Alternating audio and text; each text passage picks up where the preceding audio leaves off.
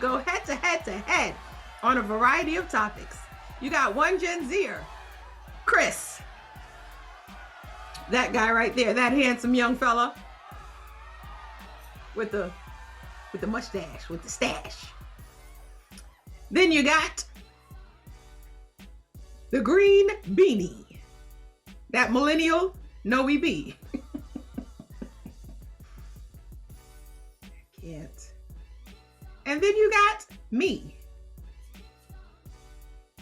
The Gen Xer.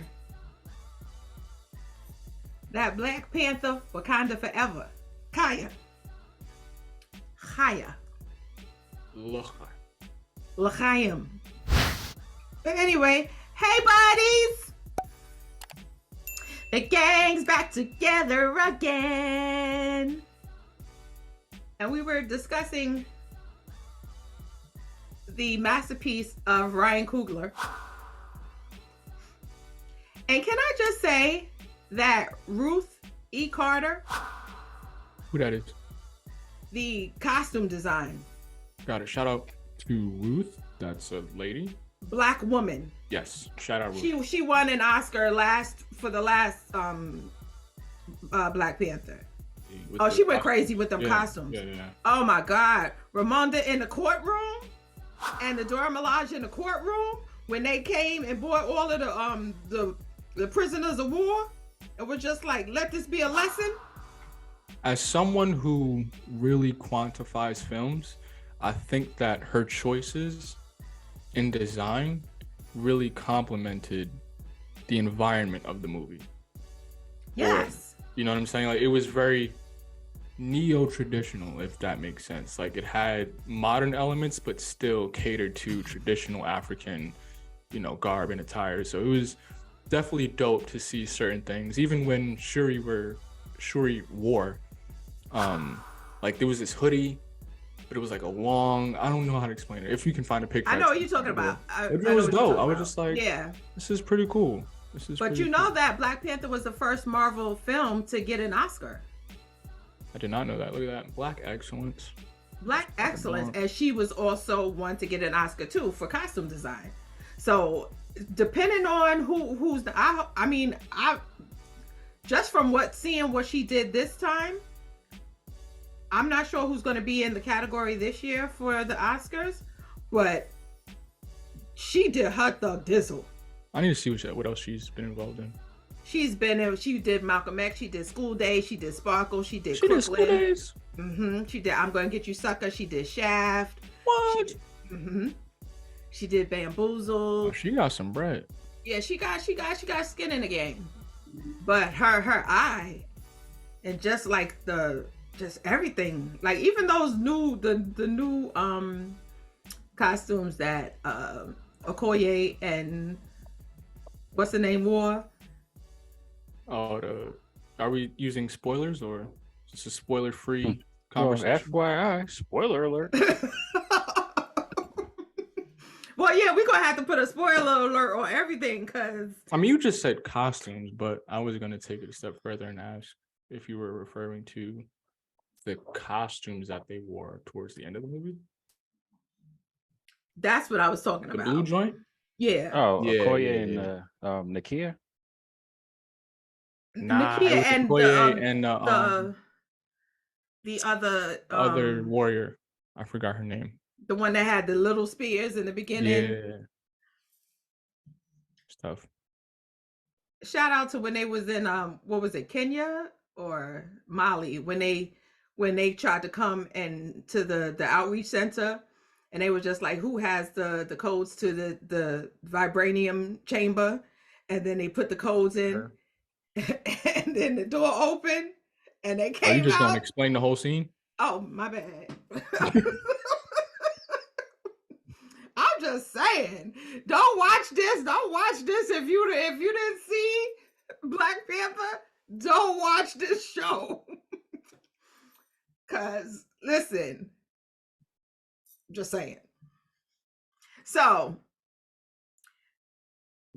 I can't say that it's a debate, but between 1 and 2, Wakanda Forever. Because remember when we did the Wakanda Forever after the trailer, we all were like, yo, we don't need to see nothing else. And we saw where the scenes that they showed and where it came into play in the movie. They threw me off with every last one of those scenes because they were never where I thought they would be. Yeah, that's what I'm saying.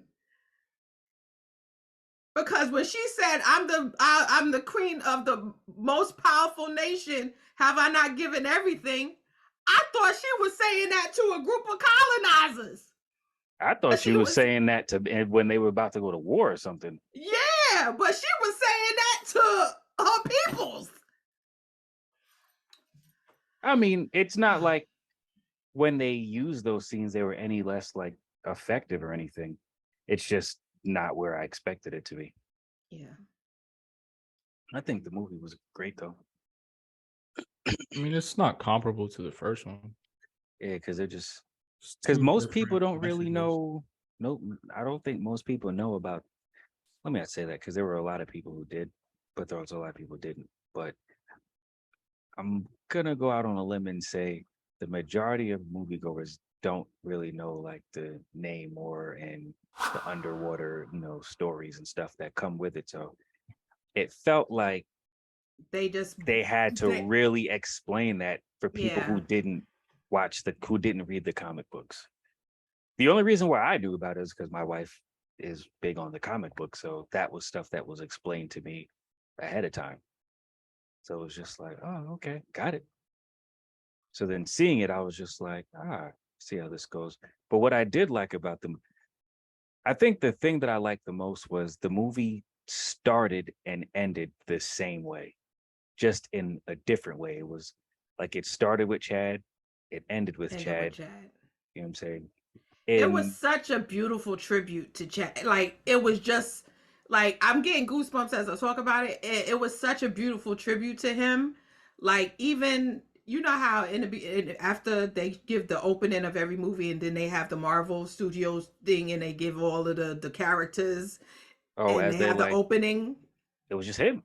It was just like, I was just like, this is so dope. And it was no music. And all of it wasn't even like him acting. Some of it was just like his everyday life pictures and stuff too. So I was like, that's kind of cool. I was like, interesting. I like this. Then they had the little like words at the end, like, I think, what did they say? This movie was made for him or in honor of him or something about him or whatever. So, but the kid, man, everybody, like, well, at least in the theater we were in, when she was like, okay, we're coming. And like you could hear people like, we? It's just like, who's we? And then like you saw the kid and her in the background walking, and everybody was like, like what? Like what's happening? And then they put the camera on the kid's face, and you just seeing everybody in the theater like, and they got kids. It's just like because it was like casting call. Dude, does that look like this guy? You gotta look like this guy. It's like when I saw the kid, I was just like, damn, I didn't know he had kids. And I was like, wait a minute, doesn't have kids. I was like, this like it was just like this kid got to be related to him in some way. Yeah, I think that was a dope. What's the word? I can't find it, but I think that was a dope spin way to kind of spin. Nah, not spin. Homage.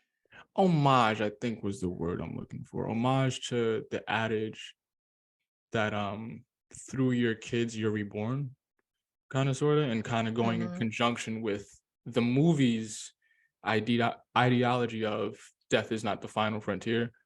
You know what I'm saying? So how it pertains to Chadwick, how it pertains to Angela Bassett's character. Did Ramonda die in the movie?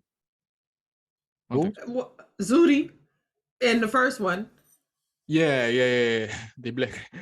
And Killmonger. Right. And so his I think dad. that was a dope way of re-engaging the Black Panther audience into the fact that, It was the hope. original character is still present. Yeah, it was definitely. I think people think they needed it for the movie. I don't know if that's a part of the comic book. I didn't ask about that or whatever, but I thought it was definitely something that gave people hope. Just like Yeah.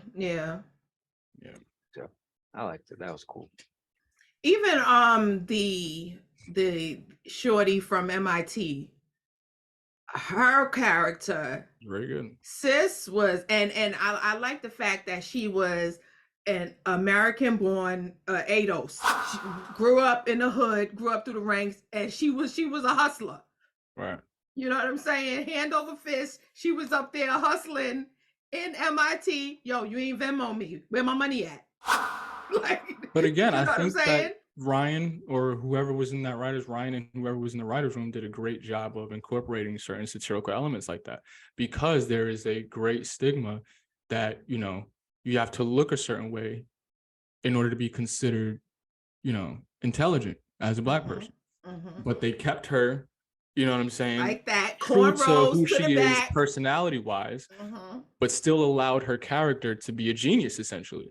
Yeah. To show even Caucasian or any ethnicity that went other than Black people that we can look like this and act like this and still be smarter than all the professors.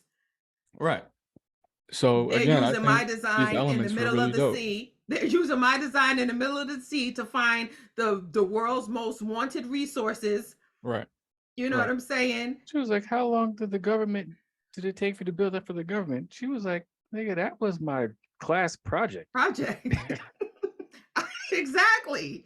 So just that alone, like those little things were like, I was in a movie theater, and obviously I was in a movie theater with, a few others, around me and stuff like that. But I was just like, yo, Shorty is dope. And like she had the little swag to her. And the fact that she had the cornrows to the back, and she dressed like, just a regular down chick, and she talked like a regular down chick, but she was smart as a whip, and she was able to decode things, and her and Shuri were able to go back and forth like it was nothing, like two geniuses. The two of them were able to take down an actual kingdom together. They were able to figure out how to take Namor down. That was huge. I did like how they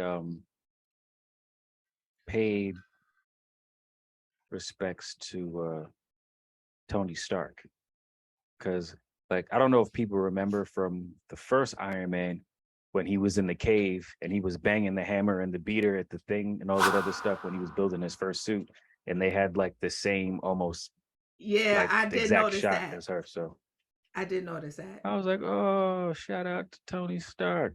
I did notice that. As soon as the thing fell, as soon as she finished hammering it and it fell, I was just like, damn. Even before that scene, when the FBI showed up around the warehouse and she was in the makeshift suit. That's an homage to the first Iron Man. And Marvel is really good, or Disney perhaps is really good at these little subtle Easter eggs or, nods to prior movies that they've done. And they did that a lot in this one for sure. Those two scenes included. In the auto shop. And how she was they came in and she shot up through the roof.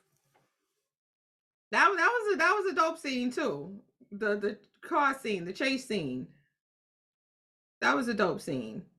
I don't know if y'all saw that the current CEO of Disney, they fired him and they brought in the former CEO, Bob Iger. So I don't know if that has anything to do with what's been going on in Disney for the last 2 years, but they let that dude go, and they brought back them. It's no surprise that these last couple of Disney movies or Marvel movies rather been garbage, absolute garbage. Like, so it was a breath of fresh air considering that this was what it was. But on the same token, the Black Panther franchise has earned its little enclave away from the rest of Marvel. Like, everything that happens within the Black Panther franchise seems to be independent, even if it's canon with the rest of the Marvel movies, but independent with the elements that it has from other Marvel movies. Like, it's incomparable. Yeah. And that I think stems I from the think first they one. give I think they give Ryan a little more freedom to have the ability to write how he wants to write, do what he feels is best for the culture, because they saw what he did with the first one, and they saw the impact that the first one had, and that it was like a phenomenon within itself. And the fact that he brought back Michael B. Jordan, and the fact that, like, if there was a way that, we could have CGI'd Chadwick in, if I, like, just to see his face, like, in the afterlife or something, if there was a way to kind of have something of him, like the a Fast and flash. Furious, that thing. Yeah. But the way Fast and Furious did it was actually kind of dope, because some of it Was his brother. was his brother's, but then there are certain scenes, like, I don't know how many times you've seen all 9 of them, but I've seen all 9 of them like 1,000 and plus times each. So if you watch certain movies, you can see which shots they actually took to fill in some of those other ones. But I thought they were going to do that, because even when she was going back to the ancestral plane after she took the herb or whatever, I was just like, I wonder if she's going to see. I kept thinking she was going to see her brother. Me too. I was like, I don't know if it's going to be her mom. I was just like, but I was like, I think it's going to be him. I was like, I don't know. I didn't know how comfortable they would be doing that. Cause like sometimes people would be mad touchy about it. So Yeah. I was just like, I was like, I don't know. Or maybe they might even film it from taking footage from like the cutting room floor from the first Black Panther. That's what I thought they would do. Like, if there was extra footage that wasn't used, And I know there's a ton of footage that they didn't use from the first one, because they don't use every take and every shot and every scene that they shoot. So I'm sure that there was footage that they could, but I don't know. I like the fact that it was Michael B. Jordan that appeared to her, because I thought in the time of what was happening, I think he said it to her too, because she was just like, what are you doing here? He was just like, you asked for me to be here. He's like, you just don't know that. But it made perfect sense, because when he said to her, what did he say? He's like, do you want to, he broke down, I think, his father, his brother, her brother, and him in like a sentence. Like, do you want to be noble like your brother, or you want to take care of business like I did? And he said something about her dad too, but that was the thing. And then it was kind of like, I knew at some point, I was just like, okay, they keep harping on like this, you got to get this vengeance thing out of you. But that's actually the thing that's fueling everything, because without that, there just would have been no real fire. And then her mom appeared to her at the right time. I was just like, I knew there was no way that her mom was going to leave her like that. So it made perfect sense. You are. Yeah. But even that's one thing that I could say that I was like, because her as Black Panther, to me, is not believable. Only because she's just like so frail and so little. Even though she took the herb, and when she like hit the mannequin in the lab, and it hit the wall, and Shorty was just like, can I have some of that? Like, obviously we knew. And then when she hand wrestled M'Baku, which is my dude, I love Winston Duke, like his character alone, I love that dude. But it was just like, even in the fighting scenes, it's just like she wasn't believable. Like, she's not believable as Black Panther. Like Okoye or even Nakia is more believable. I think that's purposeful though. But that's a part of the comic book, so that the sister becomes Black Panther. I mean, within the context of the movie, speaking to your point, I think that's purposeful, because she wasn't trying to be the Black Panther, and nor will she remain the Black Panther, given that at the end of the movie, You know what I'm saying? We have a nod to the fact that she's not going to say that or have that title forever. She just had to fill in a role, literally, both literally and figuratively within the movie. She was basically asked to do something that was unheard of. She had to take on a role that she was not expecting to take. And I'm not even talking about within the movie. I'm talking about in reality. Like in reality, yeah. This is a complete 180 from the initial intent of, the movie. Because you already had. She said that. She said that when she was on the Tamron Hall show. She said that it was only through the Holy Spirit himself that got her through that, because she was like, my brother spoke to me, and she said the Holy Spirit himself came down and was just like, listen, you're gonna have to do this for Chad, because she said she had a hard time dealing with his death, a very hard time. She still struggles with his death, and she was just like, yeah, because those tears looked very real. Yeah, that's why I was like, that dream. When Rihanna was singing, I was just like,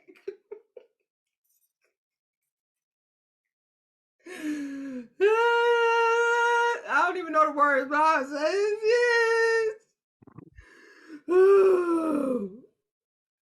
The people in the theater, and we all did an ovation after the movie was over. Oh God. It was a round of applause after the movie was over. And I didn't even start the one clap. I wasn't the one started clapping. But I was the one kept it clapping. I was like, I sure was. Sure was. I ain't clapping in no movie theater, bro. They was clapping. They was in the movie theater looking at each other. Amen, brother.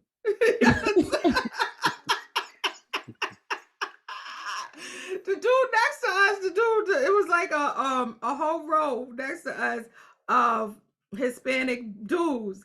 It turned, he was like, yeah, this is my second time seeing it. He was like, because the first time I was a little drunk, but this was my second time seeing it. It's a good movie. I love Black Panther.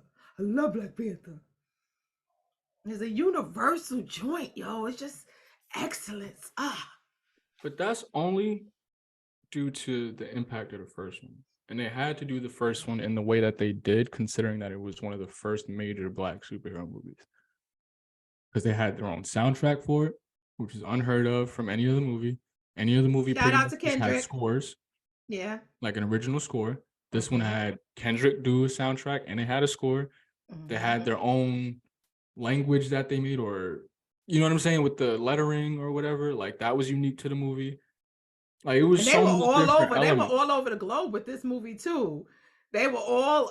They were in Haiti. They were in the Middle Atlantic Ocean. They were in Cape Verde. What, Cape Verde? Is that how you say it? Verde, yeah. Verde. They were in Yucatan. They was all over. Where's Yucatan? Huh? In Mexico. Mexico. But that's supposed to be the part where the Mayans and but there's a lot of African artifacts and stuff over there too. There's African artifacts everywhere. Everywhere, yeah. That's true too. But like I said, they gentrified Black Panther. I was like, what? Did you see? But I showed you it, right? They said the gentrification and they said 5,000 lashes to Ryan Coogler for the gentrification. I was like, what? I was like, what is he talking about? This is why you got to pick and choose with people, man, because you can make sense one day and then you just go off the rails the next. Because I don't like this nigga definitely wanted it to be on some old like the slaves that were thrown from the ships managed to survive and live underwater for all these years. Like it just, I was like, yo, what did he want? So I'm like, yo, but that would be a dope movie. Because the whole underworld was Mexican. And they were blue. So they wouldn't even have been black. So it didn't matter. Well, down there they wasn't blue. Yeah, once they were in the water, they were still. Yeah. When they came out the water. But the fact that they was like, oh, niggas was just walking over the edge of the boat. Niggas was just like, niggas was just walking over the edge of the boat, just walking. Like, what is going on? That throne he had was fire with the megalodon jaws. And then it came down like Chris Brown in the video. With flutters on his feet. You know what I'm saying? I was like, are those stars in the water? Like this nigga got the whole setup. Nigga said, I brought the sun underground. I was like, oh, this nigga think he a poet. I thought they did a really good job environment building though. Like it was visually very pleasing. And you kind of got a sense of where everything was in relation to each other. And a lot of movies, you don't get that. Like, it just end up in random spots. And you're just like, it made sense. Yeah, it made sense. Right. Yeah. Sense. Everything had a relational connection to each other. Like, they did a good job building the environment for the movie through CGI, obviously, because most of that stuff is fake. I was a little shocked, though, that Nakia was able to go into her little cute little cocoon ride and find them without being spotted. I thought that was kind of suspect. Shoot two people and then leave. Like, I thought she was going to be done. How is it that Namor got a massive army in Kulkulkan and you were able to just... But that's what she does, though. She's a spy. So, I mean... True say. Yeah, but she went in. She's a spy of the highest order. Like she's a Black Panther spy. Like I think she's gonna be all right. Especially she got the queen. You know what I'm saying? I mean, Namor is a leader. Like I feel like he is the protector. So they pulled him out the water. So it was just like, all right, coast is clear. Everybody else was down there. So you know what I'm saying? Everybody was down there chilling. You know, bringing princely robes and. Like there was nothing to worry about because it was just like, well, Namor is nice to her, so we just gonna be cool with her too. I don't know. I mean, when she just showed up with nothing. It makes sense to me. I was like, well, no, because she had like I get technology advances. I'm just gonna assume it's that that Stark thing with the nanotech. Because before she jumped in the water, she had something like cover her head over her head, yeah, and then she dove into the thing and then. Dove down or whatever, so it made sense. I mean, that part of it, that didn't really bother me. That part made sense to me, at least. I mean, her ability to speak so many different languages is she was speaking Japanese in the first one. She's speaking French in this one, Spanish in this one. I was just like, this chick is just multilingual. From IT. How the spies be, man. You're right. That's why I need to learn me some. How do you feel about when Okoye got fired? Yeah, I mean, I understood it. I didn't necessarily like it, but I understood it because, Moms was in her feelings. Have I not given everything? I think so. I guess kind of asking something a little deeper, but that monologue and that scene, I feel like was one of the most important scenes. Especially to the greater message of the movie. She said she could still go see her husband. Right. So he's in jail somewhere in Wakanda. Get out. Then Daniel Kaluuya. Shout out Daniel. He's been on a heck of a run lately, to be honest. Her firing Okoye was I think it was warranted because she did tell her don't take her because she's not ready. She's too fragile. And then she took her and then she lost her child. Her only child that she had left. The only thing she had left. Well, at that time, she knew she had a grandchild. But the movie, or not the movie, the audience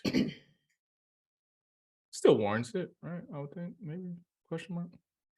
I guess the other one being promoted to the general was to show that Wakanda is LGBTQ friendly. Who got promoted? The one that was using the small joints? No. The one that was sitting down that she kissed on the forehead. Oh, yeah. Okay. Mm-hmm. So many symbolism, or so many instances of symbolism that you can break down, to be honest.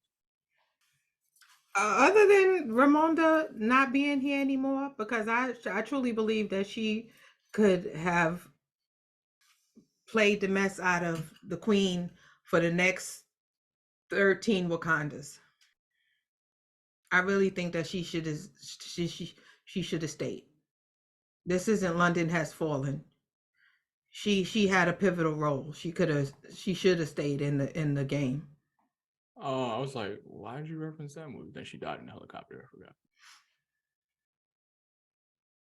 She had one of them weird deaths in the helicopter too. It was one of those. It was one of those. Yeah, like you saved her life, and then like you had the beads, and like I'm just like the vibranium and the beads will save anybody, and then all of a sudden it can't save T'Challa and Ramonda. Because if you give a world, like a fictional world, the sense that anybody can be revived with anything, then where's the consequence? Like, where's the real danger? You know what I'm saying? Like, there's no sense of urgency for then anything. T'Challa couldn't be revived, but Ramonda could have. You gotta let go, man. I'll let it go. Thought it was a good move story-wise. I can't lose T'Challa and Ramonda. Well, at some point, even if Chadwick was still alive, T'Challa dies that way anyway in the comic book. That's the crazy part. I guess I wouldn't say ironic or coincidental, maybe for who they chose to play the role or whatever, but he dies from cancer in the comic book too. So that wasn't even added. So that's not even something like they did just for him. That happens. That's written in. So I mean, kind of eerie, but it is what it is. Very. But thoroughly enjoyed the movie. Yeah, I thought it was dope. I think I might like this one better than the first one. I like the story. And the thing I like about the story is that even though the storytelling was long, there was always enough that kept you like, oh, I'm gonna remember that. Yeah, there was this pieces that are just like, all right, we don't see what's about to happen. So it wasn't like the story was just dry. It was just like they kept you engaged. Yeah. You know what? It really, because as you saw Wakanda and you saw even Talokan, I turned to my husband and I was just like, yo, you can make a Wakanda, yo, get your hammer and your drill. let's go. 'Cause I'm just like, it just shows you what we're capable of, but and then you see what we're currently going through in real time in America. And then because as I was watching the movie, I thought about that damn teller and the bank manager that called the cops on Ryan while he was filming the damn movie. And I'm just like, you filming greatness. You know what I'm saying? You're around all of this greatness. You're around such regal, such great storytelling, such awesome actors and talented seamstresses and designers, and then you go get some money out the bank and you damn near lose your life. So the juxtaposition between your reality and what you get paid to do, it's just like, yo, I'm writing a story about a land where my people want for nothing, and we are the most powerful nation on earth with the world's greatest riches.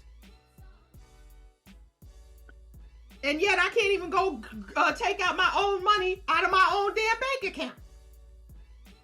And I'm sorry to take it there, but that's where we at. And that just happened this year. Stay tuned for scenes from the next episode of Up for Debate. And they still out here lying. But that's why they want to get rid of the history.